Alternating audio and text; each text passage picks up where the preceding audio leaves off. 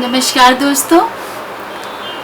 आने वाली 7 तारीख को यानी 7 सितंबर 2023 को श्री कृष्ण जन्माष्टमी का पावन पर्व आ रहा है। आइए देखते हैं नानी माँ की पुस्तक पर्व पूजन में इस व्रत के बारे में क्या लिखा हुआ है। भगवान श्री कृष्ण का जन्म उत्सव भाद्रपद अष्टमी को मनाया जाता है। यह तिथि उस तिथि का स्मरण कराती है जब 12 बजे रात्रि में मथुरा में असुरराज कंस के कारागार में भगवान विष्णु ने योगेश्वर कृष्ण के रूप में जन्म लिया था। इस दिन लोग दिन भर व्रत व उपवास रखते हैं।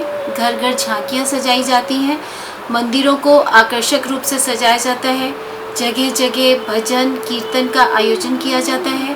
12 बजे रात्रि की लोग बड़ी उत्सुकता से प्रतीक्षा करते हैं। यह समय आते ही भगवान के जन्म की प्रक्रिया आरंभ हो जाती है। द्वार बंद कर प्रतीक के रूप में बालम खीरा चीरकर भगवान कृष्ण की छोटी सी मूर्ति रखकर फिर निकाल लेते हैं। उनको जल तथा उसके पश्चात दूध दही से नहलाकर घी लगाते हैं। नए वस्त्र पहनाकर मेवा फल मिठाई पंजीरी तथा चरणामृत से भोग लगाते हैं। जन्म होते ही भगवान का स्वागत घंटे घड़ियाल तथा शंखनाद से किया जाता है। भगवान कृष्ण के जन्म से सारा वातावरण उल्लासमय हो जाता है।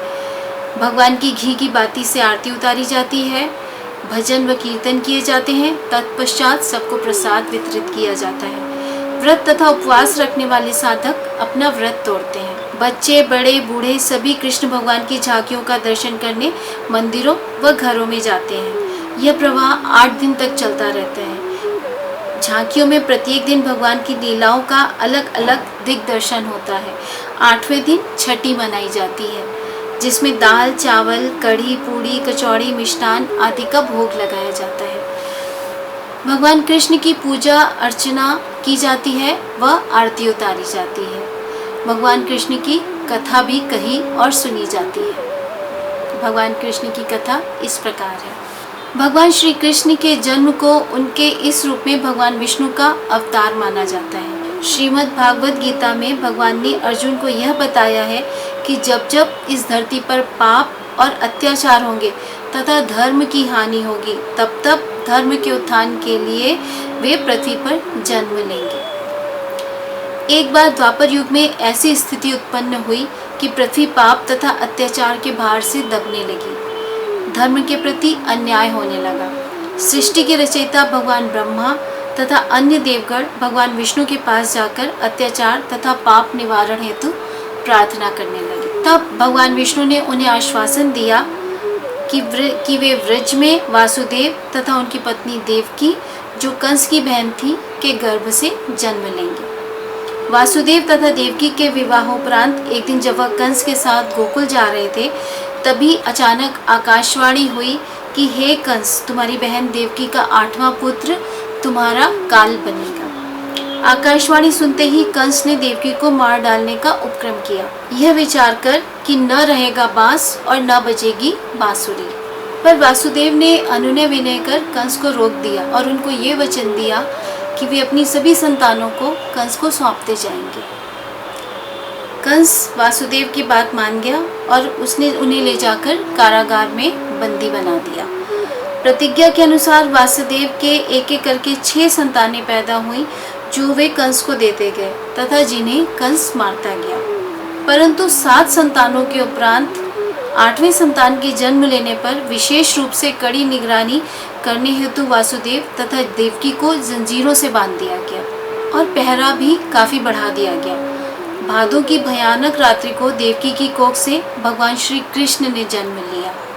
उसी समय संपूर्ण कारागार एक अलौकिक प्रकाश से प्रकाशित हो गया और भगवान विष्णु ने अपने चतुर्भुज रूप में दर्शन दिए। भगवान विष्णु ने वासुदेव से कहा कि वे नवजात शिशु के रूप में जन्म ले रहे हैं और उन्हें रात्रि में ही गोकुल पहुंचा दिया जाए और वहां से एक कन्या लाकर इस बालक के स्थान पर रख दी जाए। इसके पश्चात भगवान अंतर ध्यान हो गए। नवजात शिशु के हाथ में शंख चक्र गदा तथा पद्म देखकर देवकी और वासुदेव ने जान लिया कि भगवान कृष्ण ने अवतार लिया है। भगवान के प्रताप तथा लीला से सारे बंधन कट गए, बेड़ियां टूट गई, पहरेदार सो गए, द्वार खुल गया, मार्ग प्रशस्त हो गया। तथा रोहिणी नक्षत्र में जब घनघोर वर्षा हो रही थी, यमुना में तूफान आया हुआ था, वासुदेव ने रातों रात भगवान कृष्ण को एक सूप में अपने सर पर रखा और यमुना पार कर अपने मित्र के घर पहुंचा दिया। वहां पर यशोदा माता की नवजात कन्या को लेकर वे कारागार वापस आ गए। पुनः उसी अलौकिक लीला से कारागार के द्वार खुल गए, उनके हाथ पैरों में बेड़ियां पड़ गई और पहरेदार निद्रा से निकलकर फिर से पहरा देने लगे।